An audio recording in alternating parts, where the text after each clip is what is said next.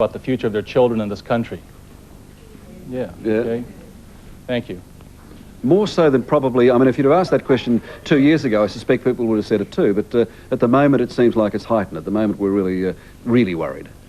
Well, people sort of realize that this recession is different. Something's not coming back. Everybody says, you know, she'll be right, it'll come back, but something's not coming back right now. All right, the book you've got, If You Want to Be Rich and Happy, Don't Go to School, is the title of Robert's book. But you claim in there that every child is a genius. Is that being a little too generous? Okay. What I say is this. How many people out there in this room have children or had children at one time? Would you raise your hands? Good. How many of you, when they were little babies, was that child very special to you? You know, you looked at them, there was something very, very unique about them. They were special. Now look, if no two snowflakes are alike, there's no two children alike. The child is very, very special. What I'm saying is this. We take this beautiful, beautiful being called a child and a baby. You know, they're curious, you know, they put everything in their mouth, and all of a sudden these beautiful babies go into school system and they come out different. And we're ruining them. It's the greatest wealth of this country is our youth. Now, I'll show you the look of a genius. It's like this. You know, they lick everything, they put everything in their mouth. Now, after they come out of the education system and they get educated and they're intellectual and they have their university degrees, what they look like is this.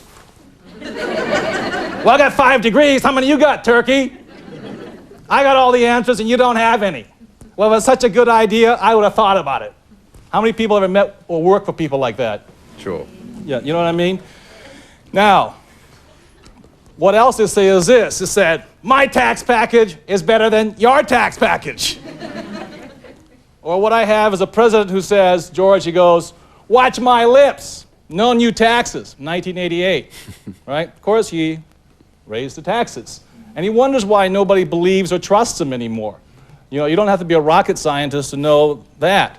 Or you have your prime minister right now, I think it was Mr. Keating, instead of saying, watch my lips, he goes,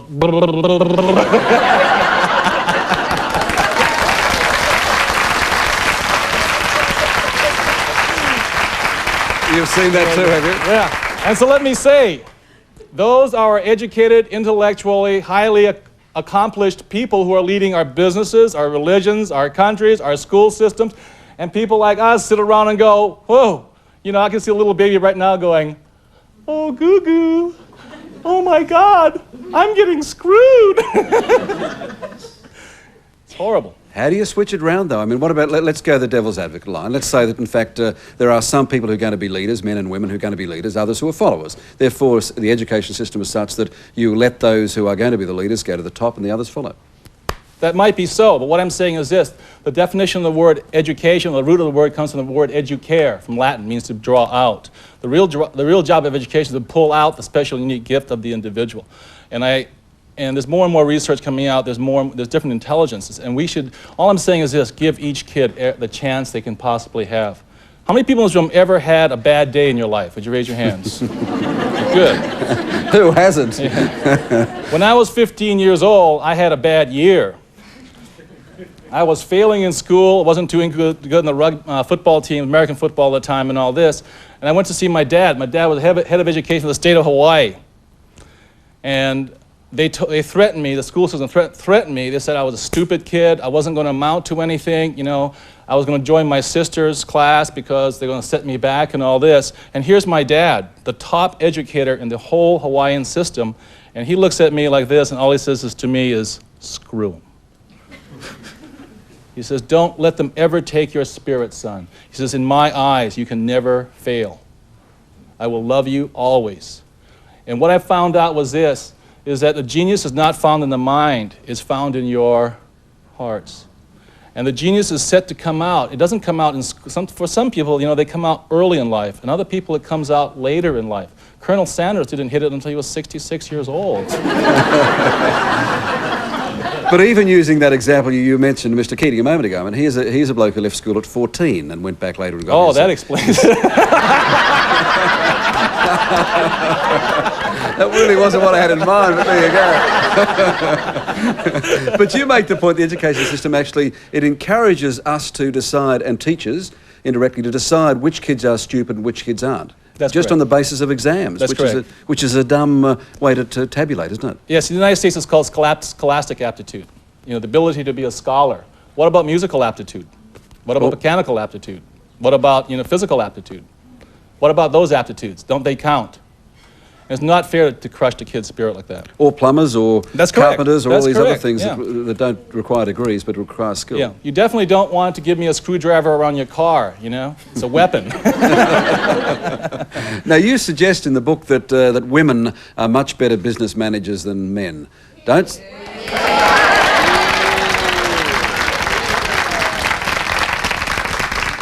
Am I right, women? Get with the strength. We'll just let you wait there for a second. We'll take a break and come back and hear Robert's version of why. Last left Robert Kiyosaki. He was about to tell us why women are much better business managers than men. Why is that? Okay, first of all, before I lost all my money, I had only men partners. Then I wised up.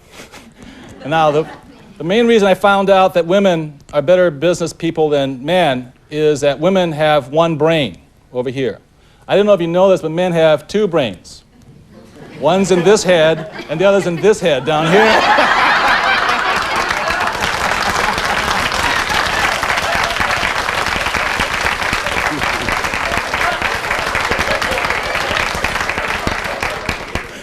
Now, I didn't notice that in your book, Robert.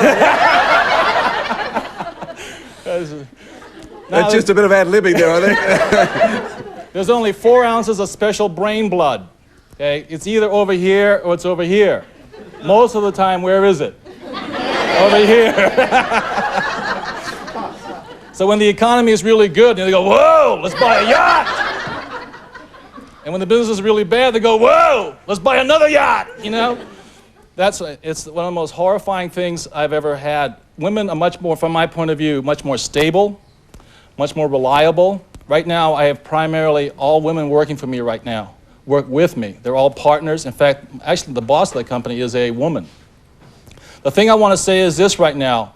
If women want the world to change right now, it's going to be up to the women.